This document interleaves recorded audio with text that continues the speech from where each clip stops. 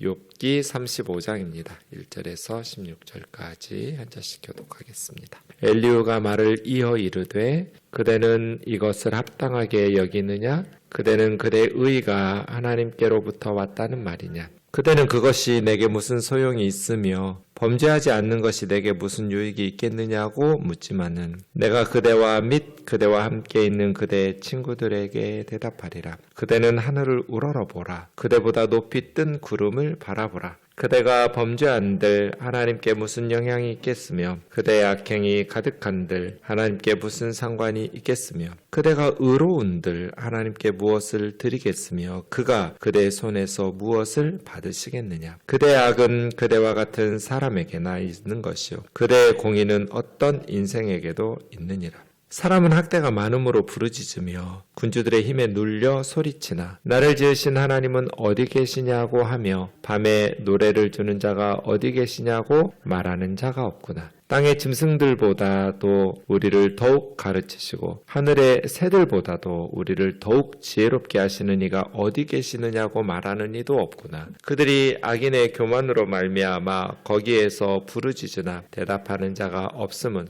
헛된 것은 하나님이 결코 듣지 아니하시며 전능자가 돌아보지 아니하심이라. 하물며 말하기를 하나님은 배울 수 없고 이래 판단하심은 그 앞에 있으니 나는 그를 기다릴 뿐이라 말하는 그대일까 보냐. 그러나 지금은 그가 진노하심으로 벌을 주지 아니하셨고 악행을 끝까지 살피지 아니하셨으므로 욥이 헛되이 입을 열어 지식 없는 말을 많이 하는구나. 아멘. 엘리후라는 젊은 사람은 4개의 연설을 하는데 35장이 세 번째 연설에 해당합니다. 엘리후는 결국 자신은 욥의 친구들과 다르다. 젊지만 사람의 지혜라는 것이 많은 인생의 경험이나 경륜으로만 이루어지는 것은 아니다. 하나님이 깨우쳐 주시면 젊은 사람도 나이가 많은 사람들을 가르칠 수 있다. 맞죠? 꼭 젊은 사람들이 연장자들에게만 배우는 건 아니죠. 그런 식으로 말하면서 자기가 이야기하는데 결국은 친구들하고 똑같은 전철을 밟아요. 15절, 16절 먼저 보시면 그러나 지금은 하나님이 진노하심으로 벌을 주지 아니하셨고 당신 욥의 악행을 끝까지 살피지 아니하셔서 당신이 욥이 헛되이 입을 열어 지식 없는 말을 많이 하고 있는 거라고. 그러니까 하나님께서 왜 억압받고 고통받는 사람들의 부르짖음을 듣지 않으시는가? 왜 고난받는 사람들이 하나님 앞에 부르짖어 기도하는데 하나님께서 그 기도에 응답하지 않으시는가? 이 내용이거든요. 이렇게 말하면서 하나님이 당신의 악행을 끝까지 벌 내리지 않아서 당신이 지금 계속해서 이렇게 교만하고 헛된 말들을 쏟아내는 거다. 이렇게 말해요. 12절 보시면 왜 부르짖는 기도에 하나님 응답하지 않으시는가? 교만하기 때문이라는 거예요. 악인의 교만으로 말미암아 부르짖지만 대답하는 자가 없도다. 그러니까 하나님께서 당신의 기도에 응답하지 않으시는 것. 당신이 이렇게 하나님 앞에 많은 말들을 쏟아내면서 부르짖는데도 불구하고 하나님께서 당신의 기도에 응답하지 않는 것은 당신이 교만하기 때문이라고. 하나님이 당신의 지은 악행에 대해서 완전히 끝까지 처벌하지 않으셨기 때문에 교만한 말들을 쏟아내는 당신을 하나님께서 참아주셨기 때문에 당신이 지금 계속해서 이렇게 지식 없는 교만한 말들을 헛된 말들을 쏟아내고 있는 거라고. 친구들하고 뭐가 달라요? 당신이 교만하기 때문에 당신의 기도에 하나님이 응답을 안 하신다라고 말하면서 사실은 엘리후 자신은 4절에 보면 내가 그대와 함께 있는 그대 친구들에게 대답하리라. 자기가 더 지혜롭다는 거잖아요. 욥과 욥의 친구들보다. 그러니 나이 많다고 그렇게 꼭 젊은 사람들 무시하지 말고 나한테 배우고 내 말을 들으라는 거예요. 이런 걸 교만이라고 그래요. 그래서 결국은 엘리후는 욥에게 전혀 도움이 되지도 않고 욥에게 위로가 되거나 엘리후 말에 설득이 돼서 욥이 내가 당신 말을 듣고 보니 내가 교만했었다. 내가 하나님 앞에 회개한다. 이렇게 설득되지도 않아요. 그래서 무익한 말들 쏟아내고 있는 것 같다는 느낌을 지울 수가 없어요. 말씀드렸지만 엘리후는 항상 욥의 말을 인용해요. 그리고 그 말을 반박해요. 3절에 보면 그대는 그것이 내게 무슨 소용이 있으며 범죄하지 않는 것이 내게 무슨 유익이 있느냐고 묻지만은 욥이 9장 23절에서 23절, 9장 30절에서 31절 이런 식으로 말했어요. 그러니까 엘리후는 당신이 이렇게 말했잖아요 하면서 욥의 말을 반박하거든요. 그래서 이거 조심해야 된다고 제가 말씀드렸어요. 네가 이렇게 말했잖아 라고 해서 그 사람의 말을 왜곡시키지 않는 건 아니에요. 욥이 이런 말을 했어요. 하지만 욥이 그렇게 말한 이유는 엘리후가 말하듯이 그런 의도로 말한 게 아니에요. 문맥에서 떼어내가지고 여기저기 상대방이 했던 말을 짜집기 해서 네가 이렇게 말했잖아, 이렇게 말했잖아, 이렇게 말했었잖아 라고 말한다고 그래서 그것이 항상 옳은 말은 아니라는 거예요. 그 말을 제대로 옳은 말이 되려면 상대방이 무슨 뜻으로 그 말을 했는지 그걸 제대로 파악해야죠. 표현만 똑같다고 그래서 네가 이렇게 말했는데 그거 옳지 않아 하면서 반박하는 것이 그것이 옳은가? 이게 엘리후가 말하는 방식 언제나 똑같아요. 욥의 말을 인용하고 그 말을 반박해요. 그런데 욥은 그런 식으로 말하지 않았어요. 그래서 욥의 말을 인용하지만 욥의 말을 왜곡시키고 욥을 더 억울하게 만드는 거죠. 2절부터 보시면 그대는 이것이 합당하다고 여기느냐? 그대는 그대의 의가 하나님으로부터 왔다는 말이냐?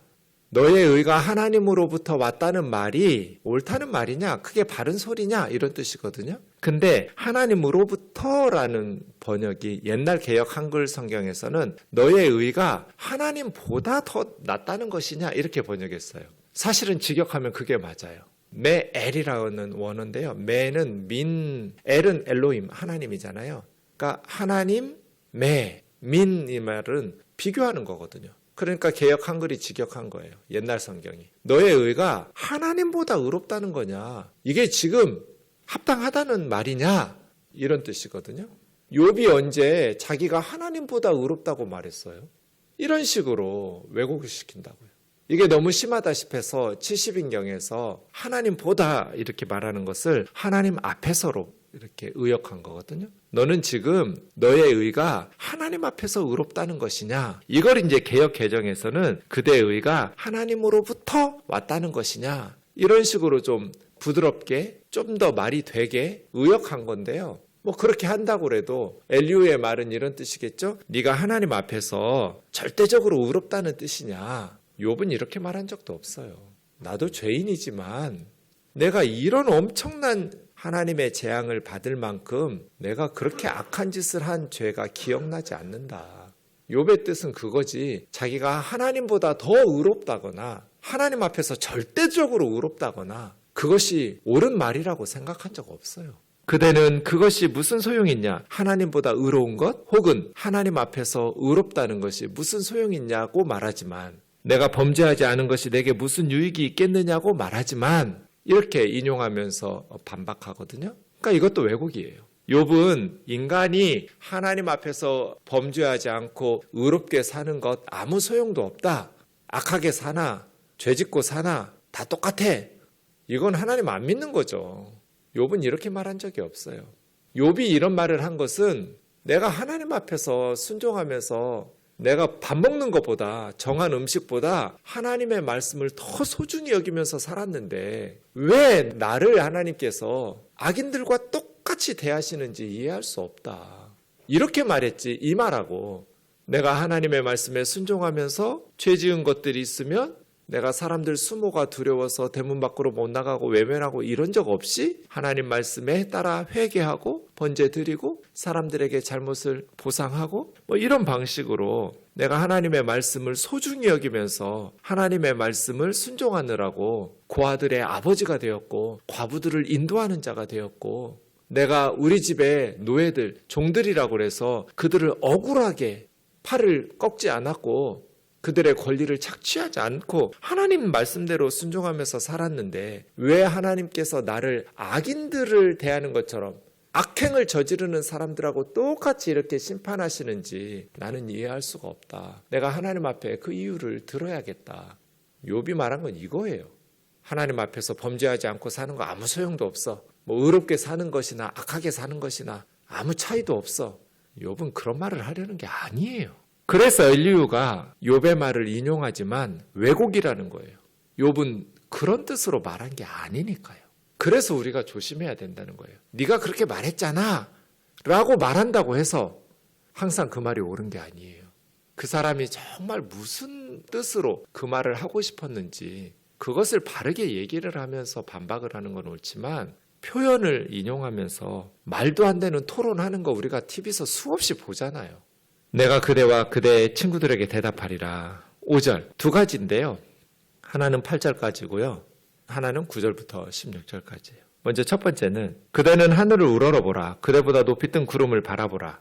이거 하나님의 초월성이죠. 저 하늘을, 이 우주를 창조하신 하나님의 능력, 그 하나님은 초월적인 하나님이다. 인간과 다르다. 그래서 하늘 위에 높이 계신 하나님이기 때문에 6절부터 그대가 범죄한들 하나님께 무슨 영향을 미치겠으며 그대 악행이 가득한들 하나님께 무슨 상관이 있겠냐. 반대로 그대가 의로운들 하나님께 무엇을 드리겠습니까? 그대의 손에서 하나님이 무엇을 받으시겠냐. 이게 무슨 뜻이에요?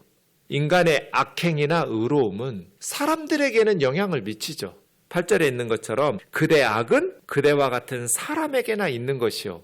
이건 무슨 말이에요? 당신의 악행은 당신과 사람들에게나 해악을 손해를 입히는 것이고 그대의 공의도 어떤 인생에게도 있느니라. 이 말은 그대가 의롭게 살아도 사람들에게만 혜택을 미친다. 저 하늘 위에 계시는 하나님에게는 네가 악행을 저지른다고 해서 하나님을 해롭게 할 수도 없고 하나님에게 영향을 미칠 수도 없다. 네가 공의롭게 산다고 해서 하나님께서 무슨 유익을 받으시거나 그것에 영향을 받으시는 것도 아니다. 하나님은 초월자이시다. 이게 무슨 말을 하려는 거예요, 엘리후는? 정말 우리가 의롭게 사나 악하게 사나 하나님은 어떤 영향도 받지 않으세요? 그럼 하나님 인간을 뭐하러 지으셨어요? 욥이 바르게 살을 때 하나님께서는 기뻐하셨죠. 당신이 의로운들 하나님께 무엇을 드리며 그대 손에서 하나님이 무엇을 받으시겠느냐? 엄청난 걸 하나님 받으시죠. 하나님이 너무 행복하셨거든요. 욥의 삶을 보면서. 하나님이 기뻐 춤을 추셨어요. 즐거이 노래를 하세요. 반대로 우리가 죄를 짓고 악하게 살면 하나님께서 근심하시죠. 노아 시대의 인간들이 죄를 지으니까 하나님께서 근심하시고 땅에 사람들 지으신 것을 후회하시고 이런 걸 이제 신인 동영론적 표현이라고 그래요. 하나님을 인간과 비슷하게 이렇게 표현하느라고. 그런 식으로 표현하지 않으면 하나님을 제대로 표현할 수 없으니까요. 물론 하나님을 사람들과 같은 신인 동형, 사람과 같은 형태로 표현할 수는 없는데 우리 알아들으려고 하나님은 인간과 다르시니까요. 그런 표현으로 인간이 알아듣게 표현하느라고 그런 식으로. 그래서 하나님은 후회도 없으시고 뭐 이런 성경 구절도 있는데 노아 홍수 보면 하나님이 땅에 사람 지으셨음을 후회하셨다. 이런 걸 신인 동영론적 표현이라고 말하거든요. 사람으로 이렇게 빗대어 말하자면 하나님 사람 지으신 것을 후회하신 것. 왜 하나님께서 근심하시고 후회하셨다는 표현들을 쓸까요? 사람들에게 영향을 받지 않으신다면 당신이 의롭게 산들 하나님께서 무엇을 드리겠으며 물론 엘리후의 말은 이런 뜻인 것 같아요. 인간의 악행과 공의는 하나님에게 영향을 줄 수 없다. 하나님은 그런 것에 영향을 받으면서 생각을 바꾸시거나 세상을 다스리시려는 계획을 변경시키지 않는다. 하나님은 사람들처럼 뇌물을 받으시는 분도 아니고 사람들의 악행이나 의로움에 영향을 받으시면서 하나님의 뜻, 하나님의 판단을 내리시는 분이 아니다. 그러니까 하나님께서 우주를 이끄시는 것은 하나님 중심으로 하나님의 판단과 계획에 의해서 끌어가시는 거지 사람들 중심으로 인간 중심에서 역사를 다스리시거나 그 영향을 받으시면서 하나님이 계획을 변경하시는 건 아니다. 이런 의도인 것 같아요. 엘리후의 말은. 그래서 엘리후의 말은 사실은 다른 성경의 본문들과 충돌도 일어나고요. 자기 모순도 많아요. 그렇게 하나님께서 영향을 받지도 않으시는데 그 다음 9절부터 16절은 뭐하러 해요? 그런 영향도 받지 않으시는데 그러면 하나님께서 욥을 왜 징계하시고 지금 이런 고난을 당하게 하신다는 거예요? 그래서 엘리후가 자기를 욥과 친구들보다 더 지혜롭다고 여기면서 내 말 들어라, 내 말에 귀를 기울여라 반복하고 말하지만 사실은 철없는 말이에요. 9절 두 번째는요. 사람이 학대가 많으므로 이 세상에 학대가 많죠. 학대하는 사람도 많고 학대당하는 사람도 많아요. 부르짖으며 군주들의 힘에 눌려 소리치나 사람들이 억울하게 학대를 받고 군주들의 힘에 눌려서 부르짖으면서 소리를 치는데도 불구하고 왜 그들의 부르짖음에 응답을 받지 못하는가? 왜 하나님께 기도 응답을 받지 못하는가? 그렇게 소리는 치지만 나를 지으신 하나님이 어디 계시냐? 밤에 노래를 주시는 자가 어디 계시냐고 말하는 자가 없구나. 이게 무슨 뜻이에요? 구원해달라고 억울하다고 왜 나에게 이런 고난을 주냐고 울부짖기는 하지만 하나님을 찾지 않는다는 거예요.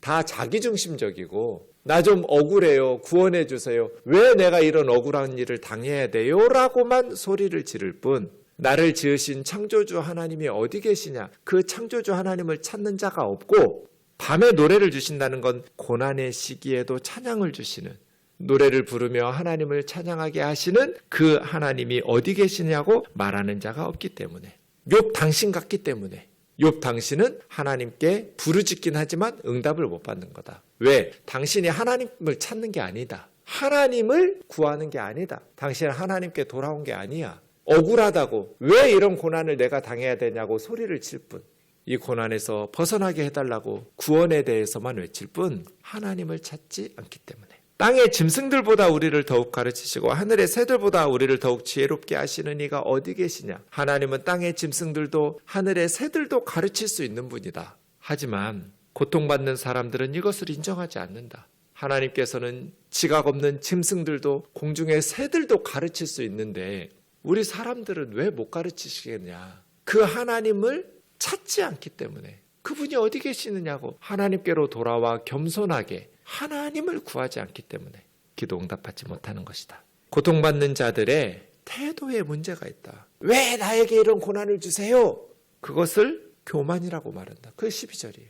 악인의 교만으로 말미암아 부르짖으나 대답하는 자가 없음은 학대를 받으면서도 억압을 받으면서도 그래서 소리를 치고 부르짖기는 하지만 교만하게 부르짖는다는 거예요. 겸손하게 나를 지으신 하나님이 어디 계십니까? 하나님을 찾지를 않고 왜 나에게 이런 억울함을 주십니까? 왜 하나님께서 응답하지 않으십니까? 라고 부르짖는 자의 교만한 태도가 문제다. 그래서 응답이 없다는 거예요. 헛된 것은 하나님이 결코 듣지 않으시며 사람들의 교만하고 헛된 기도는 하나님이 응답 안 하신다. 전능자가 돌아보지도 아니하심이라 하나님은 교만한 악인들의 부르짖음에는 관심도 없다. 학대가 많아서 부르짖어요. 그럼 억울한 사람들이 부르짖으면 하나님께서 응답하셔서 그 학대가 해결되고 하나님을 만나면서 문제가 해결돼서 세상에 학대가 줄어들어야 하잖아요. 그런데 학대가 많아요. 줄어들지 않아요. 천지사방에 학대를 받고 부르짖는 자들이 널려 있어요. 그런데 왜 하나님의 응답을 못 받는가? 그들이 교만하게 부르짖기 때문에 하나님을 찾지를 않고 구원해달라는 부르짖음과 하나님 앞에 겸손하게 구하지 않고 헛된 말들만 쏟아내기 때문에 이게 엘리후의 생각이에요. 근데 사실 거짓말이에요. 결국 38장 이하에서 하나님은 욥에게 찾아오셔서 욥의 부르짖음에 응답하셨잖아요. 엘리후의 말처럼 정말 욥이 교만했고 헛된 것은 하나님이 결코 듣지 아니하시며 전능자가 돌아보지도 않으신다. 그럼 하나님께서 욥에게 왜 나타나시고 왜 응답하시고 왜 가르쳐 주시고 왜 말씀하세요? 그러니까 엘리후가 틀린 거예요. 하물며 말하기를 욥이 이렇게 말한다는 거예요. 하나님은 배울 수 없고 이래 판단하시면 그 앞에 있으니 나는 그들을 기다릴 뿐이라고 말하는 그대일까 보냐? 당신처럼 그렇게 교만하고 하나님 앞에 성질 부리면서 부르짖는 당신의 기도에 하나님이 응답하실까 보냐? 응답 안 하신다. 욥 당신은 절대로 하나님의 음성을 들을 수 없다.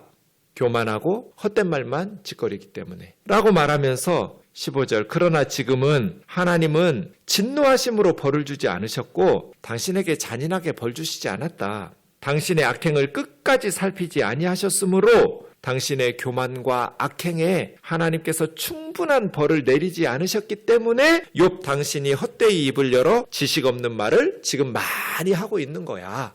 친구들하고 뭐가 달라요? 너무나 아픈 말들을 쏟아내요. 도대체 욥이 얼마나 벌을 더 받아야 충분히 욥의 악행에 대해서 벌을 받는 거예요? 10명의 자식 죽었으면 됐지. 전 재산 잃고 정수리부터 발바닥까지 기와장으로 득득 긁으면서 고통받으면 됐지. 사람들로부터 멸시를 받고 아무 거리낌 없이 침뱉음 당하면 됐지. 무슨 고난을 얼마나 더 받아야 욥의 악행에 대해서 충분히 벌을 받는 거냐고요. 어쩌면 사람들이 이렇게 악하게 말을 해요. 그래서 세 번째 엘리후의 연설도 친구들하고 다를 거 하나도 없고요. 오히려 어린 사람이 연장자들 앞에서 침묵했으면 좋았을 법한, 말이라는 게 쏟아진 물과 같아서 주워 담을 수가 없잖아요. 저 그런 후회 많이 하거든요. 내가 입 밖으로 말을 내서 하지 않은 것보다는 나아야 하잖아요. 말하기 잘했다, 이런 생각이 들어야 되는데 하지 말걸, 이걸 다시 주워 담을 수도 없고, 이런 후회 될 때 여러분 없으세요? 저 그럴 때 많아요. 말이라는 게 참 조심해야 되는데 하나님께서 당신에게 잔인하게 벌 내리지 않으셨고 당신의 악행에 대해서 충분히 벌을 내리지 않으셨기 때문에 욥 당신이 헛된 말을 계속 쏟아내고 지식 없는 말들을 많이 하고 있지만 당신의 부르짖음에 하나님은 절대로 돌아보지도 않으신다. 당신은 절대로 하나님 앞에 응답받을 수 없다. 이게 무슨 말이에요, 이게 지금? 기도하겠습니다. 하나님 아버지, 엘리후의 말들을 들으면서 우리가 흔히 저지르는 욥의 친구들의 입장에 설 때가 우리가 많은데 우리들도 이런 말과 글들을 써댈 때가 얼마나 많은지 모릅니다. 잘 알지도 못하면서 안다고 교만하게 판단하고 네가 그렇게 말했잖아 라고 말하면서 상대방의 가슴을 치고 답답하게 만드는 순간들이 얼마나 많은지 모릅니다. 하나님 우리에게 성숙한 지혜를 주셔서 말로 고난받는 사람들을 어떻게 위로할 줄을 알게 하여 주옵소서. 예수님의 이름으로 기도하옵나이다. 아멘.